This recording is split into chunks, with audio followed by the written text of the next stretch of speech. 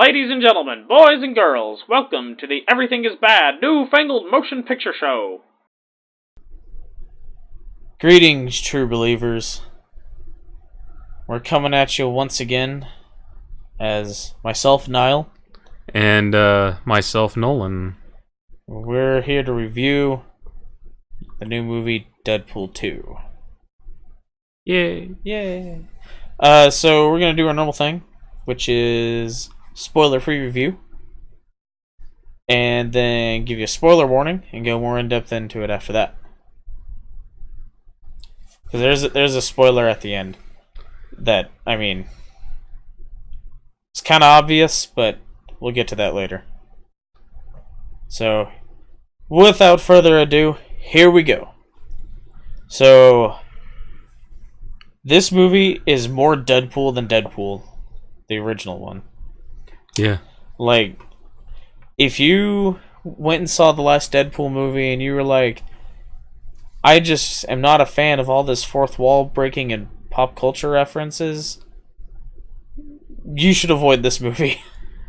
Yeah, because that's all this movie is. It really cranks that up in this one. I mean, it's not all it is. Well, there's sight gags and there's other jokes and like funny banter and stuff, but yeah, there's a lot of like classic Deadpool humor in this movie. right. So, but if you're into that, it's really good.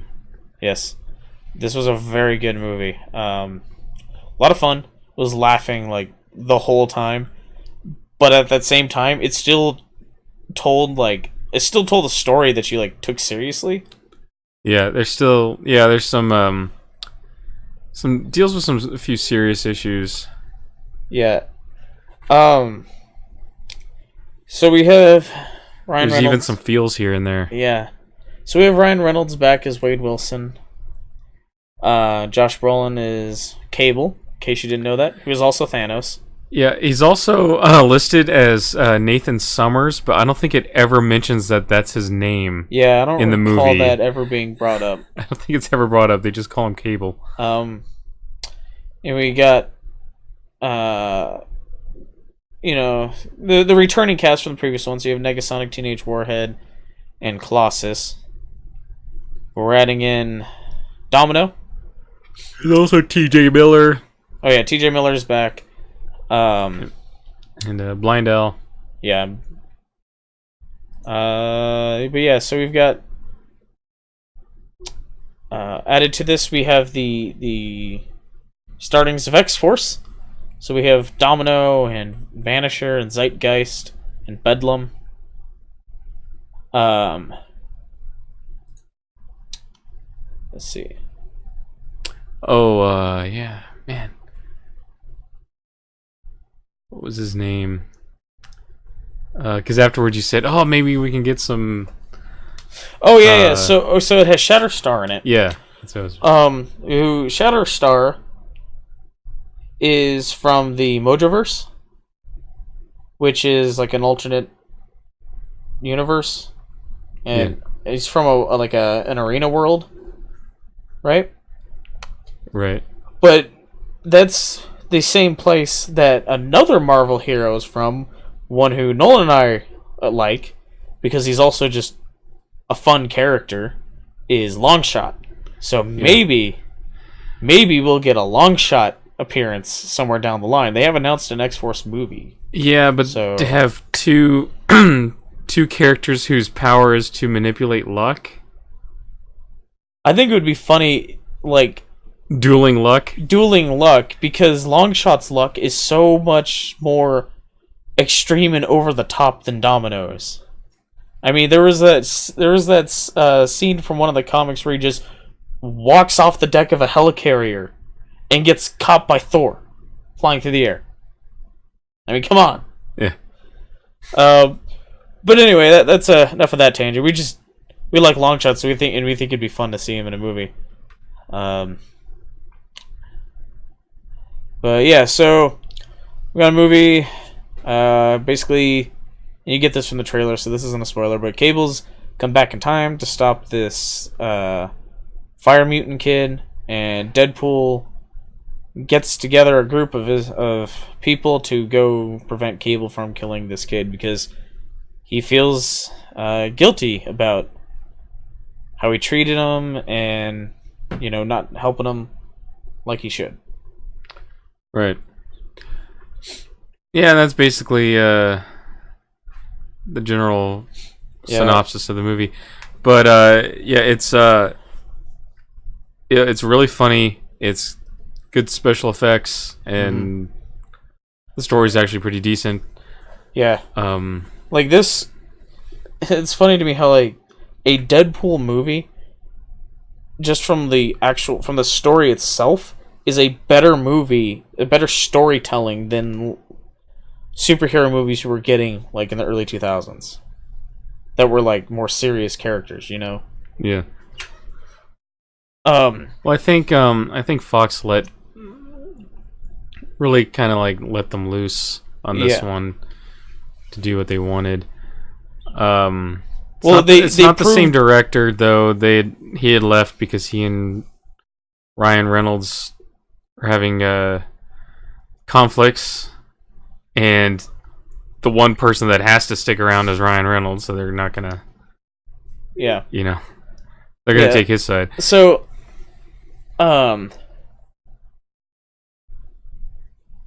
this movie, I will say, here in the spoiler-free parts, to make sure any potential listeners hear it, has two, or it's not like two separate things, but it's like a during the credits sequence that's like cut up a little bit during the credits. That is like the best credit sequence. Like, it's not really a post-credit scene because there's nothing after the credits. There's nothing. Yeah, there's nothing at the very end of the credits except some funny comments there at the end. But it's still like after some of the credits. So. Yeah, there's two sequences. Yeah. So but you should keep that in mind. You should definitely stay for those because they're pretty fantastic. But yeah, so Josh Brolin was amazing as Cable. Yeah, I got no qualms with this movie. Yeah, I really don't have anything bad to say about this movie at all. As ourselves being readers of the Deadpool comics, as well as just being generally attracted to superhero movies and whatnot, got nothing but praise for this movie. It was a good superhero movie, had a good story. It was a good Deadpool movie, really funny, really like over the top violent, and really like immature humor. All the stuff, all the hallmarks of Deadpool. Yep. When we go on to the spoiler... Yeah, because I don't think I have anything else. Yep, so spoiler warning. And, what do we talk about? Just some of our funny jokes. You mentioned something about sight gags earlier, and I just remembered something that was kind of subtle, but it was really funny to me. So at one point, the Juggernaut rips Deadpool in half. Yeah. And later, after he grows back, his suit is duct taped back together. Yeah. It's like the upper half and lower half are just duct taped together. Yeah, that was funny. Even the Juggernaut was funny in this movie too. Yeah. When he's like going to fight them there at the end, he's like, "I'm gonna put the red one inside the old one," and then he's fighting Colossus. And that was a really good sequence too. That fight between Juggernaut and Colossus. Yeah, Juggernaut's like. He calls Colossus a commie bastard or something. Yeah. And after they defeat him, Colossus is like, "That's how we do it in Mother Russia." Yeah, that was really good. And Deadpool's interactions with Negasonic Teenage Warhead and her girlfriend, Yukio, that was also really entertaining. And then, as always, TJ Miller was very funny. Because he's funny in everything he does. I think the scene that had everyone laughing the most was when Deadpool's growing his legs back. After he gets ripped in half. After he gets ripped in half, he's Juggernaut. growing his legs back. Instead of them just putting them back together like they usually would in the comics, it would just, if he puts his parts back together, they would just stitch back together on their own. But no, he's just growing new legs, and he's sitting on the couch wearing just this Hawaiian shirt and nothing else. And everyone keeps commenting. He's got these like baby these legs. little baby legs hanging out, sticking out off the couch, and everyone's just commenting on these, on how disgusting it looks, Yeah. and that they can see his junk. Yeah. He calls a Pooh Bear in it. Yeah. That was a very funny sequence. Because they keep like going back to it, like a new character, like a new character would periodically enter the scene and just have to comment on it. Yeah.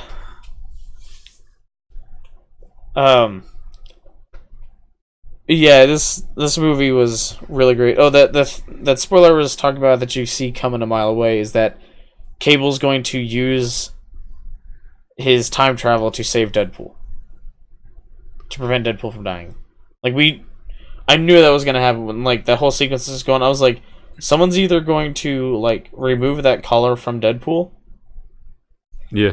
Or Cable's going to go back and stop him from Deadpool's wearing dying. a collar that inhibits his mutant abilities, so he no longer has healing factor. So, and he takes a bullet for the kid, which makes the kid realize that there are people out there that do care, and so he doesn't become a mass murderer. right. And thus doesn't kill Cable's family. So, something that I appreciated about both Deadpool movies is they exist in a universe where the setting of the X-Men is already established. Yeah. Like, there is the Xavier Institute, the X-Men are fully formed and have, like, they're not shown in the movie because that's kind of the joke, is that the only mutants they get but they are. Well, yeah, there's one little clip where they are. But, you know, that's the joke, is that, like, there's only Colossus and Negasonic Teenage Warhead, and then in this Yukio. Yeah, they're the only ones in the mansion. In the mansion, that in all the other X-Men movies is just bustling with people all the time. Right. But it is implied that the house is populated, they're just not there at that time. Right. Well, what's great in this, like, Deadpool's ranting about that. He's like, you think they could, you know, Throw us a bone. I mean, how much money did the last movie make, and all this stuff. And then, like, behind him, there's this open door, and there's, like, the whole cast of the X-Men in this room, and then, like, Beast comes over and slides the door shut really quietly. Yeah. And so Deadpool never notices them there. Yeah, and then, but you know, so it exists in a world where, like, the Essex House is established, the Xavier Institute is established, the Icebox is established, that mutant control organization, like, you know, is just, like, out being them, like, doing their job, you know, and, like, no one says anything about it. They're just accepted as existing, you know, like, all the stuff that was, you know, in the comics and stuff is just, I mean, some of it has been built up in the X-Men movies, but, like, this movie just, like, is like, we don't have the time nor the desire to tell you what any of this stuff is. It's not really that important that you know what it is. If you know what it is, you know. Well, I mean, like, if you great, haven't but watched the other X-Men movies, you're missing out a lot in this, because so many of the jokes reference the other X-Men movies. A lot. I mean, there are a lot of jokes. I wouldn't say you're, like, really missing out that much. I mean, if you just have to know that there is an organization called the X-Men who are a bunch of mutants, and they're not in this movie, and that's what you need is the setup for a lot of the jokes about the X-Men. You do need to know that Patrick Stewart and James McAvoy both played Charles Xavier. Yeah. Well, I know he joked about that in the first movie. Well, he did joke about Patrick Stewart. Yeah, in this one. Anyway, so yeah, it's a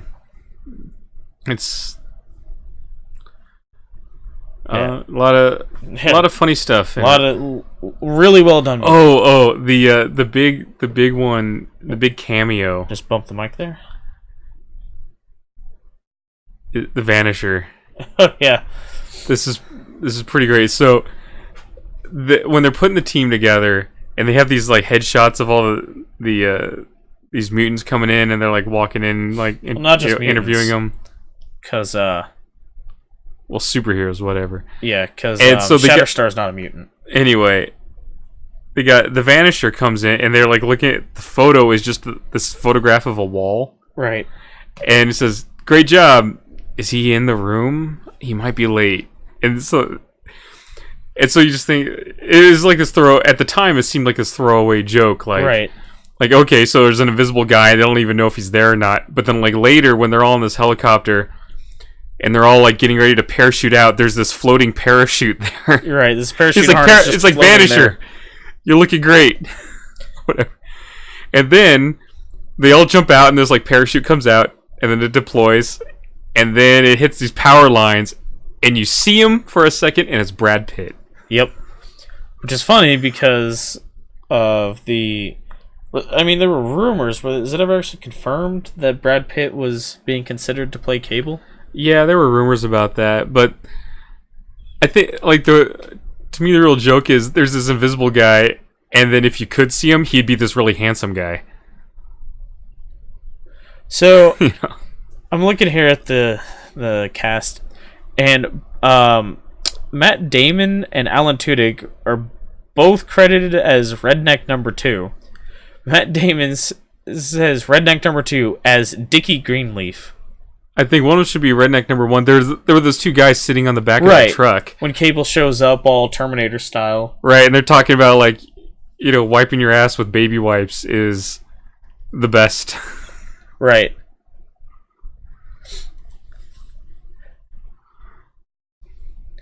Yeah, and then there's I have expected Cable to say, "I need your clothes" or something. Yeah, because he just like appears in the background, then walks up, and is like a Terminator. Right. Like all the Terminators. So, yeah, this movie was just really funny. Has a lot of running gags through the whole thing too, like Cable being racist. Yeah, Cable's not racist, but Deadpool keeps bringing it up. Well, Cable kills there's this white guy named Black Tom Cassidy. Black Tom Cassidy, but he's white, right? So Cable kills him, and Deadpool's like, "You killed Black Tom, you racist." Yeah, and he just sort of references that through the rest of the movie. When Cable asks the cab driver guy to turn off his music, yeah, that's being racist. Cable's just like getting really frustrated with it. Yeah, and I think they really nailed the dynamic between Deadpool and Cable in this movie. Yeah.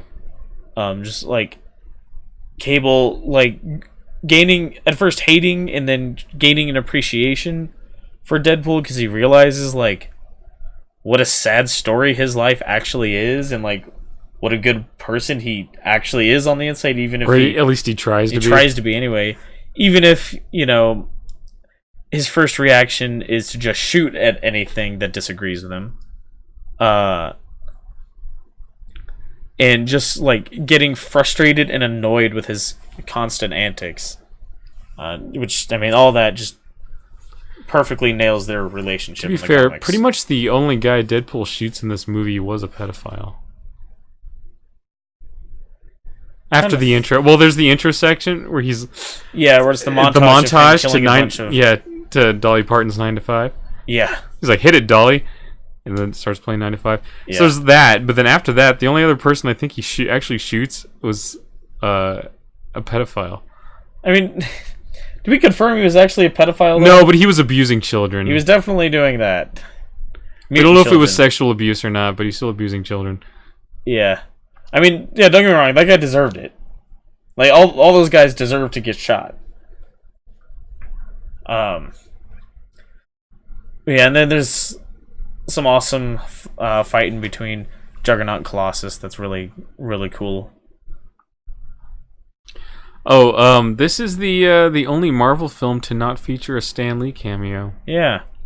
I don't know why that happened or what, but yeah, no Stan Lee cameo. He was in the first one. Yeah, he was. As the announcer at the strip club, which was amazing.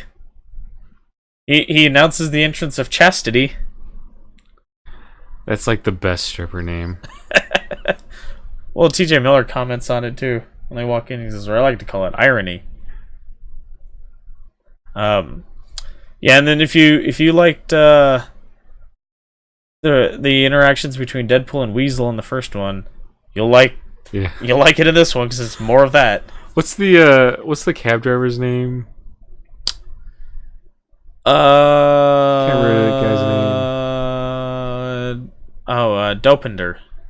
Yeah, Dopinder. So he winds up working at Weasel's bar, right? It was Saint something, right? Or Sister something? It was Saint Mary's. It's in the comics too. Yeah, it's the bar from the first, same bar from the anyway, first one. so he ends up working. He ends up working in Weasel's bar, under the pretense that they're gonna like train him to be a contract killer, but they have no intention of doing so. Yeah. So he's constantly like yelling at him to like sweep the floors or whatever. And at one point he like yells at Dopener and he turns to Deadpool. He's like, "Sorry, I had to see that. I'm glad you got to hear it though." Yeah.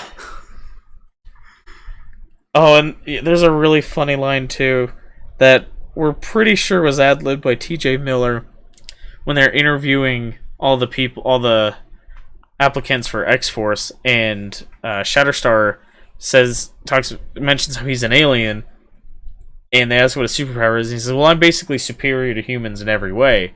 And Deadpool says, "Just once I want to find the alien planet where I'm superior to everyone there." And T.J. Miller says, "Isn't that Canada?" Yeah, so that was a really entertaining line. Really funny line, and seeing Deadpool's reaction to that. Because Deadpool in the comics, like, not just is Ryan Reynolds from Canada, but Deadpool in the comics, also from Canada. Yeah. And so is Logan, too. Yep. Two Canadian bros With who can't stand each other. similar superpowers. Can't stand each other. Yeah. But yeah, I mean, that's about all I have to say about the movie. I think it'd be funny if every single mutant with healing factor was from Canada. It's just some Canadian thing. Yeah. So, but yeah, I think that's about all I have to say about the movie, because otherwise we're just gonna sit here and like basically talk about our favorite rehash jokes. like all the jokes through the whole movie or whatever. So yeah, go see it if you haven't already, and if you have, go see it again. Yes. Yeah, just once again, the Deadpool advertising team proving they are the best in Hollywood at what they do. The banner on IMDb is pretty good too. Yeah. The Second Coming. But yes, and it's got an 8.3 out of 10 on IMDb right now. That's really good. Yep. So, yeah. I don't know what jerks brought it down though. Probably some people who just don't get it. Yeah, probably. Or people who are like, oh, they didn't get Deadpool right, which is wrong. They got Deadpool perfectly. Or they're DC fans trying to throw off the numbers. Yeah. I mean, it's not even like a Marvel Studios movie. Apparently there's like a teaser, or it's one of the teasers for Teen Titans Go to the Movies, where they're talking to Slade. Yeah, and they're like, but they say like, "Come on, Ryan Reynolds used to be in the DC universe." Yeah. Like, oh, ooh. Yeah. Oh, and which brings us to one of the end credit sequences where it's X-Men Origins Wolverine.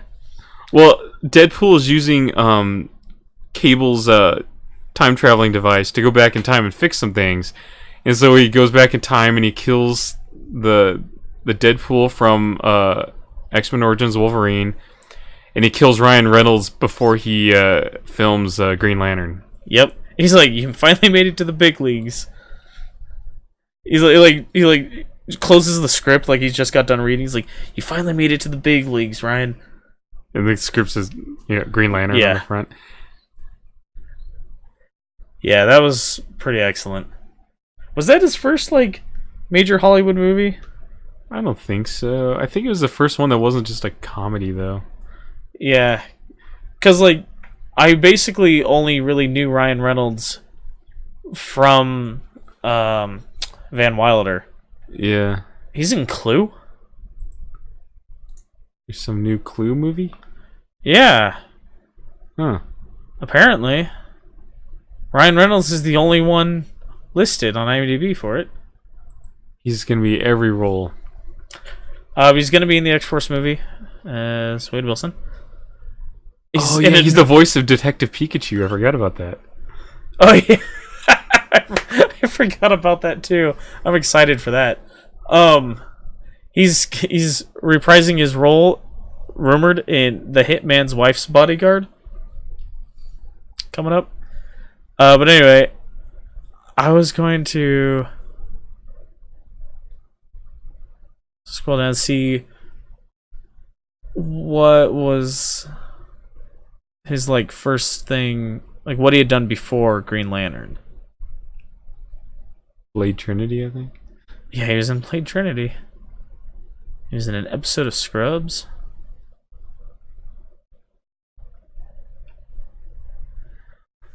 Anyway, Yeah. we can do that in our own time. Yeah, that's all I have to say about this movie. So, I don't know. Lead us out, Niall. Yeah, go see Deadpool 2. So if you like this review, you like to hear other people talk about movies, tell you what movies to go see.